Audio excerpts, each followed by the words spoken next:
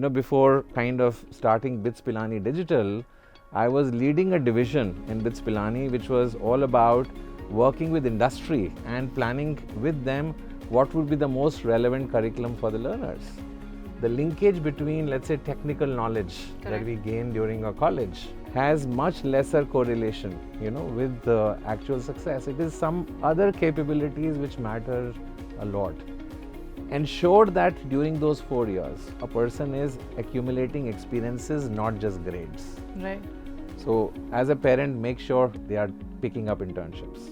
Did a grade sheet prepare you for actually a situation we have to convince someone who does not agree with you, who does not report to you, who need not even listen to you?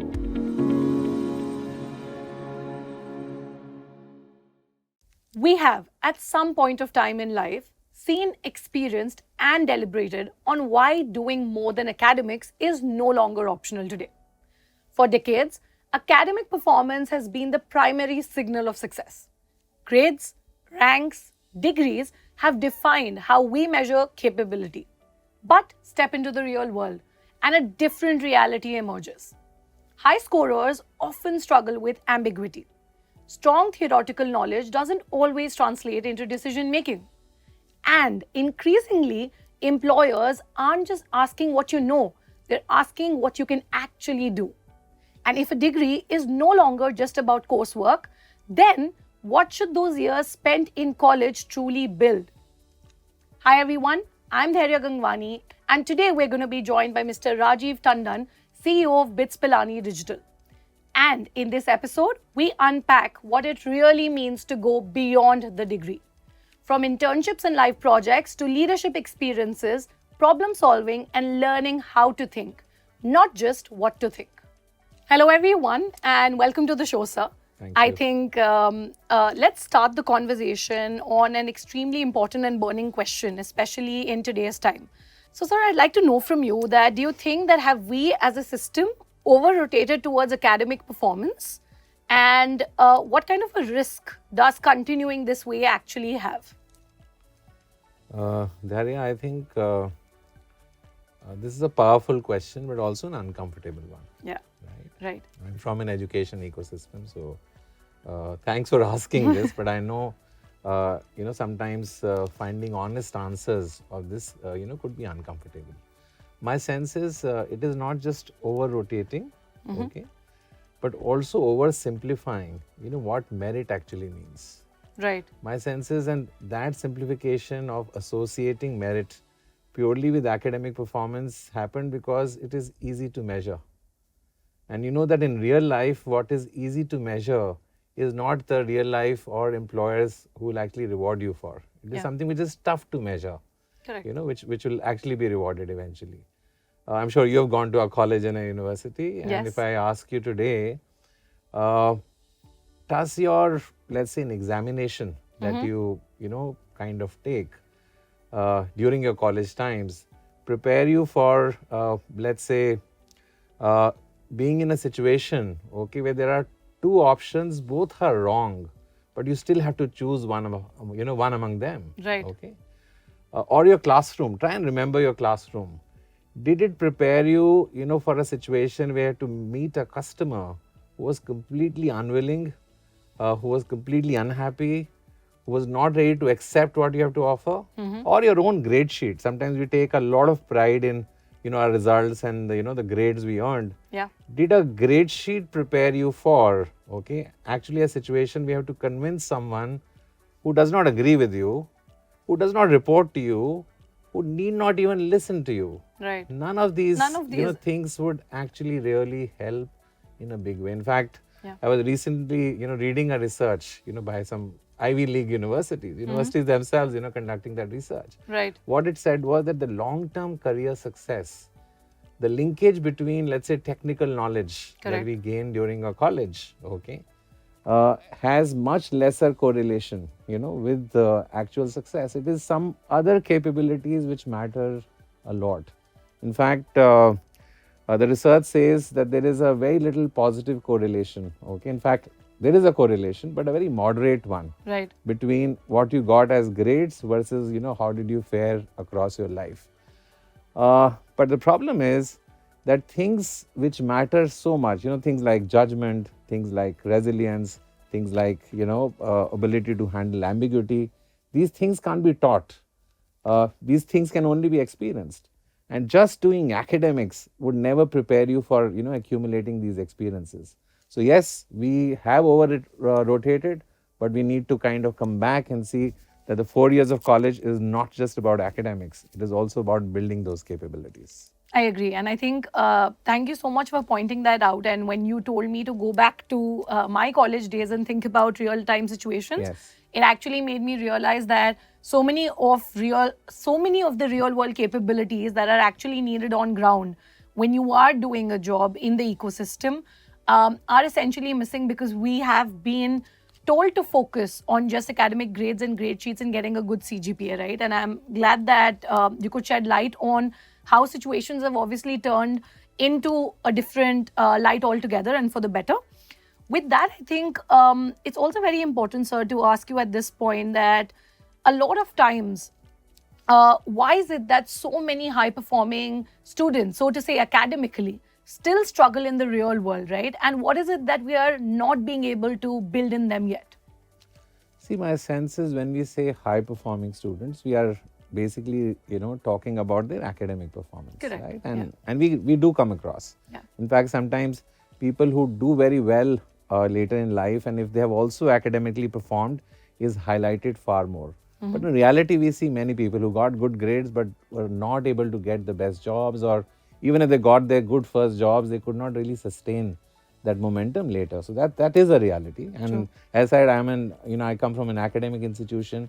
I like to always cite research. Okay, Right. so there is a very strong. There are many longitudinal studies which have been done, which says that what you score as a grade point average or a CGPA or grades in or marks, okay, as I said, have only a very moderate. There is a positive correlation, but it's very, very moderate. That correlation actually exists. Right. But the problem is not that these, highly performing academic, people with high academic performance have any problem with their abilities. Agreed. I think they optimized those 4 years of college, okay, for what the system was asking them to do. Correct. System was asking them to say, okay, these are predictable situations, these are predictable assessments, these are the answers which are right answers or wrong answers. Yeah. And those 4 years, because we only told them, okay, do so so, they yeah. optimized those 4 years for those particular elements. I think there is a greater realization now, even among the student community, that that is not enough. Right. I'll tell you something very interesting. Before kind of starting BITS Pilani Digital, I was leading a division in BITS Pilani, which was all about working with industry, okay, and planning with them what would be the most relevant curriculum for the learners. It was though in the context of working professionals. But I remember most of those conversations, where we'll capture inputs from the industry. Industry will say, these are the tools I use in my jobs. These are the specific skills that you must teach your students because that's what is needed. And most of the time, the inputs used to come in terms of technical skills, tools, okay, Right. particular things that they need to learn in their academic curriculum itself. But things are changing now. I think you're hearing about AI now doing many things what the first jobs could do. In fact, the fresher jobs itself are reducing. Agreed. In fact, the kind of jobs which are coming up, okay, I don't think so people can graduate today with high academic performance but not gaining experiences. It's a sad because truth, yeah. they require experience from day one. Right. Because AI might produce some output, but only an experienced person can say this is right or wrong. Okay, so there are many elements, okay, which while in the past, as I said, okay, studies have proven that only academic performance does not really help. But I think in the age of AI, this is only getting elevated, Right. and we'll see people have to be both academically good and good in many other capabilities. Got it. And I think, yeah, again, very rightly said. I'd like to sum this up by saying that while it's great to have a good grade history backing you up, and I don't think it'll take you to a place where you'll fall short. But I think it can only give you a foot in the door till a certain point of time. I think building an overall portfolio and building real world skills and capabilities is what's going to get people ahead, especially in the AI age. With that, I think I'd also like to know from you that how does engaging in internships, life projects, or even remote work fundamentally change a student's trajectory? I think a quick answer could be, and I think that even your audience know, okay, there is huge value to doing internships and live projects, etc., because it gives you a lot of exposure. Yeah. But I think the value of this only increasing a lot. Even the students, okay, are now realizing, okay, that just doing academics without any additional experiential opportunities would not really make them industry ready. Yeah. I'll tell you, in BITS Pilani Digital, okay, we have this program called Bachelor of Science in Data Science and AI. And we've had some 2 cohorts. And it is so inspiring and heartening to see, okay, the kind of learners we are getting there. Right. I meet these learners almost every weekend. Okay, I make it a point that I speak to them. And one quick example I can give you, I remember choosing a learner at random, okay, and asking my team that I want to speak to that person. This person is actually not even in a metro city. Okay. He is in a small town. And I was expecting that perhaps being in a small town, he would have less exposure. But let me tell you what he told me.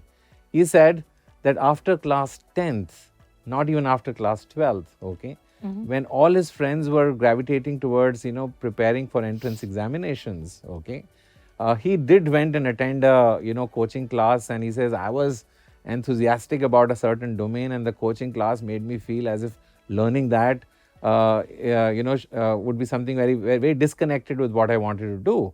So I actually chose in that domain to pick up an internship. Okay. And in just these 2 years, this person is already a coder for a US-based company, okay? And he told me that he chose BITS Pilani digital, program because, of course, the institute is prestigious, curriculum is great, but this was one of those rare opportunities where he can pursue internships, projects, these jobs, okay? And I just loved it. And this is just one example. And there are many such examples, where people are working, learning, and these are not taking academics lightly, okay? Right. They're doing that and they're also gaining these experiences. So I sense it, that the amount of advantage, these students would have after 4 years, while many people will just have a degree. But when the jobs will announce and they have to choose between somebody with the same CGPA, similar kind of a degree, I'm sure a person who has built things, who has got experience, would be valued far more. So my entire endorsement there, okay, is towards, while it was always important, okay, but it is only going to become more important in the future. Smart students are realizing it, are choosing options where that flexibility is there, where they can pursue these, opportunities. True. And I think that was a lovely example. I'm sure it will give a lot of our listeners also the visibility into how students in even tier 2, tier 3, tier 4 cities are actually taking this up seriously, and they understand the value and importance, as you said, of building skills, capabilities, your portfolio and work over just academic excellence. I think with that, since we're talking about different things that you can do outside of just academics, I'd also like to know, to what extent do you think co-curriculars and extracurriculars such as competitions, leadership roles, clubs, etc. hold when it comes to, again, a student's academic career and trajectory? So, the only thing I don't like, okay, the term extra. Okay? That's a good one. Yeah. Because when you kind of call something which is so important, as extra.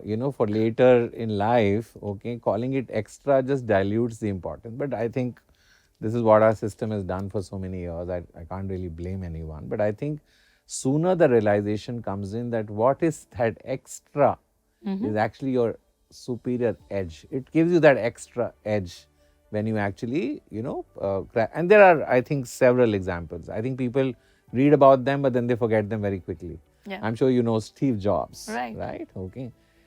I think he has mentioned in many of his speeches, and sometimes he says he was passionate about calligraphy.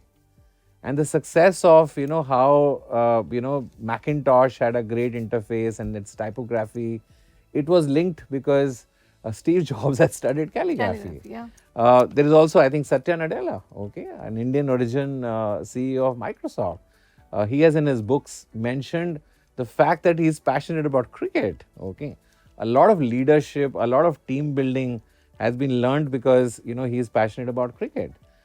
So even our, I think, country's favorite former president, okay, Dr. Kalam, uh, everyone knows that he was a scientist, okay, but not many people know he was enthusiastic about music. In fact, he has said it.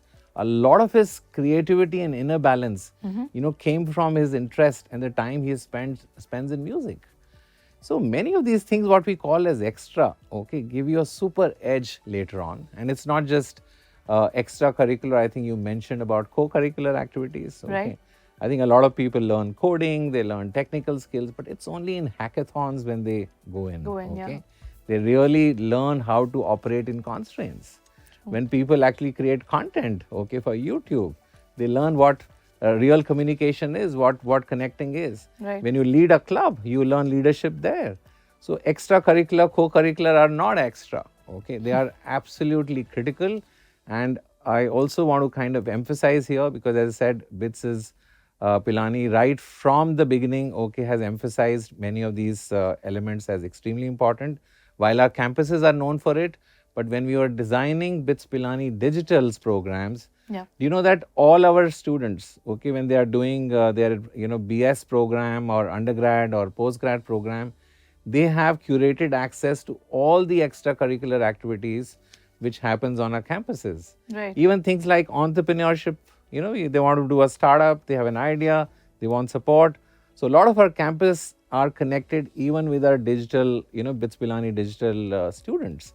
So this is extremely important, and we make sure, okay, that our students, are able to participate in it. I want to give some examples to you. I think that's extremely. Sure, please. I remember, for example, this is our second cohort which is running of our BS program.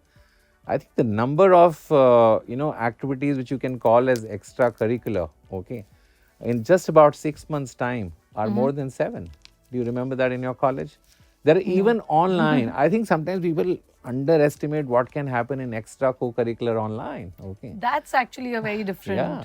So we have done vibe coding competitions. Lovely. Okay, where Yeah. people actually build apps to solve a problem in a fun way. Right. We have, I think, in couple of next week itself, there's a huge conference happening on machine learning. It's in India's largest agentic AI conference, and our students are competing for free access there, and they're actually solving problems to just get inside that. So a lot of competitive spirit, a lot of creativity is what is needed, and extracurricular, co-curricular is a must. And as let me close by reiterating, we should find out another word, okay, to extra.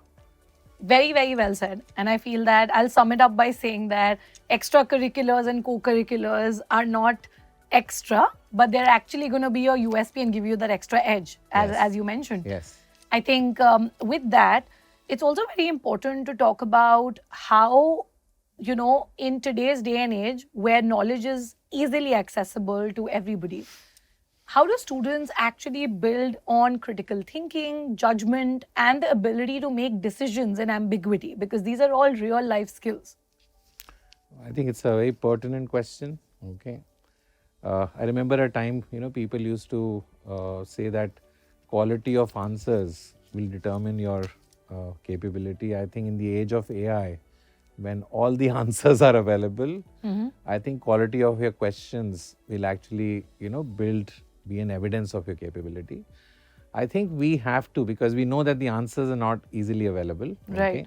I think the abilities that people need to build in this time, and education systems have to be very, very careful about it. In my own sense is we have to literally redesign the learning environment. Is one, tackle this whole thing about what are limits, okay, of certainty to the answer you get. Everything is not. We already had a situation where people will get something on a WhatsApp and they'll say that's what the truth is. Okay. Now we are in a situation, you just go to your favorite generative AI platform, ask a question, whatever answer comes in, you start believing it. Correct. I think a learning system which makes them, learn how to ask questions better, how to interrogate answers, not believing what's coming in. That means critically think. the aspects of what is coming so easily available. I think it's precisely, those capabilities in the age of times when knowledge is easy, okay, Right. would be absolutely crucial. So no longer it is, okay, you have the answers, okay, you are a great person. It is, what were your questions, right? In the answers that you got, okay, can you critically evaluate what's valid, what's not valid, what's connected, what's unconnected? It is exactly that what will get valued eventually. Let me take about a minute more because it's extremely important, because we could lecture as much as we can saying these are the abilities that you need to develop, but the reality is that these abilities can't be taught. True. Right? And let me also link it with what I'm hearing, what parents are telling me. Okay, many parents come and meet me and tell me that students or their children, okay, they have so much of information today, okay, but we see them still not making the right choices. And we, with our life experiences, okay, try to tell them that what's correct for them, but they're not ready to believe, okay, because they have some information from some other sources, maybe AI or generative AI or the internet or what their friends are showing them on the Instagram, right? So they are saying they have all the information and they don't listen to us, but we know we are right, okay, because we have life experiences behind that. My sense is, what I tell them, okay, that while you have experiences, you have wisdom because of long experience, okay. They don't have the experience, but they have the information, right? Yeah. So the bridging can only happen, okay, because you can't just teach wisdom, okay. You have to see that during their college life, they actually experience something. Correct. You don't want a situation that today a student has come out of class 12th, okay. He or she has no experience but all the information. After 4 years also, they have all the information but no experience, and you fight this battle, okay, even after 4 years, because again you'll have a naive person with a lot of information but no experience and wisdom to do that. So you have to make sure that if you really want to build that wisdom, okay, ensure that during those 4 years, okay, a person is accumulating experiences, not just grades. Right. So as a parent, make sure, okay, that they are picking up internships, okay. If you can somehow support, otherwise either the institute should support. You should really go and see that the institutions are creating those opportunities, because without many of these additional activities, or make him give him small amount of money, tell him to maybe do a startup. It doesn't Right. mean he or she has to be a billionaire after 4 years. But just the fact that somebody will try to build a business, okay, many of those capabilities of judgment, what is right, what is wrong, something which is not very clear, how to decipher that, many of those capabilities which you call as wisdom, okay, get accumulated not by doing, pravachan or just telling them, by ensuring that those experiences are there. So I think opportunities to step out, Right. will build those capabilities, okay, apart from academics, to live in a world where knowledge is accessible, okay, but wisdom is very hard to get and Agreed. be effective later, right? Lovely. I think that's a great thought, and I really hope that a lot of parents and also students tuning in and listening to the episode are able to relay the same in real life and give equal importance to real time experiences and build that kind of wisdom.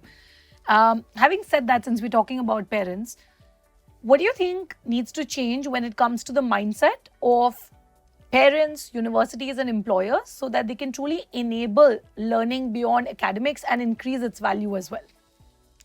I think a lot needs to change, okay, but the only problem, Dhairya, you understand, mindsets are the hardest to change. True. Okay? You can't just do a quick podcast and think that people will change their mindsets. Yeah. I think a bigger enabler is something which is at core itself. Okay, we've talked a lot about, okay, that people need to do far more than just academics. Yeah. But if you see in reality, how much time do we give our students or our children to do those additional elements? You go to many institutions, you will suddenly see the amount of load, the academic load they would have, or the schedules which are so rigid, okay, that students feel suffocated even if they want to do those things, okay? They can't do it. So I think first of all, okay, institutions and parents pressurizing the institutions to create an environment, okay, where there is breathing space for many of these activities. Right. I come across, because there are many students who come and say, we understand we need to do all this, but where is the time? Okay. Yeah. You just get consumed in one place, in one particular area so much that it does not really leave anything else. I think another way of correcting this could be if the ultimate employers start sending those signals very strongly to the institutions and also to the parent, that they are no longer just interested, okay, in looking at a report card. They are looking at many of those capabilities. It is beginning to happen. I am already seeing some employers engaging with the academia and giving that message strongly. But I think we have to see that the space is first created.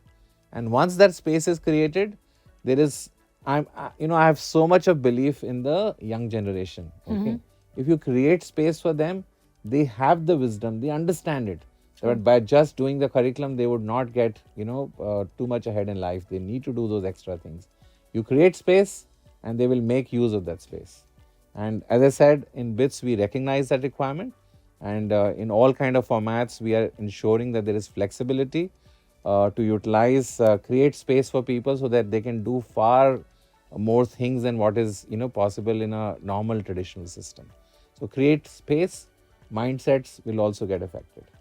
Right. So I think very well said. And I feel all of us, whenever we've been to college or students preparing to go to college, the thought is always to develop your personality in a holistic fashion and come out as an individual who has built themselves in various areas of life. So what do you think, Rajiv, is it that a student can do so that at the end of the 4 years, what is it that they can say about themselves so that it goes just beyond a degree and beyond and far? The question is, what do they say to themselves? Yeah, at the end of the 4 years. Okay. If I kind of reflect on what we've discussed, I think there are 3 things coming in my mind. Okay. Sure. You spent 4 years in college, okay, not in a trance, okay. You did studies, you did many other activities. All the things we are saying is absolutely important, outside of academics. Correct. When you do all that, in the end, there are 3 things you should be able to say to yourself. One is, who are you? Or who am I, if I'm talking to myself, okay. That means huge amount of self-awareness is important. Right. Okay? And never underestimate that. A self-aware person is eventually far more successful. So an understanding of who am I, what do I stand for, okay, is extremely important, because that will come through when you take a variety of experiences. Only then you'll know what you stand for, right. Okay, what's important to you, what you feel closely aligned with, okay. And the third is, what can I do? So if you could answer these 3 questions clearly, okay, and as I said, that will come only from not just doing academics, but other activities. It is those experiences which will help you give these answers to these questions, and you should be able to answer them well. So that's my take, okay. Who am I? What do I stand for? And what can I do? Lovely. Extremely important. Yeah, I agree. And I think, like you said, a self-aware person is far more smarter and does better in life. I couldn't agree to that thought more. And I feel that it's extremely important, like you said, to answer these questions and sit down and reflect on it, because rarely is it that students get the time to do so. But if we can, at the end of the 4 years of the degree, we've probably moved beyond just getting a degree or a certification. And I think with that, we've come to the end of this conversation, Rajiv. Thank you so much for answering all of these questions in depth and throwing light. Thank you so much to all of you for joining in. And with that, it's an end to this episode. But I'd like to also let you all know that a degree today isn't the finish line. It's just the beginning. What truly matters is not just what you've learned, but what you can do with it. How you think, how you adapt and act in the real world. That's the shift from marks to mindset. With BITS Pilani Digital, going beyond the degree is no longer optional, it's essential. Thanks for tuning in, and I'll see you in the next episode.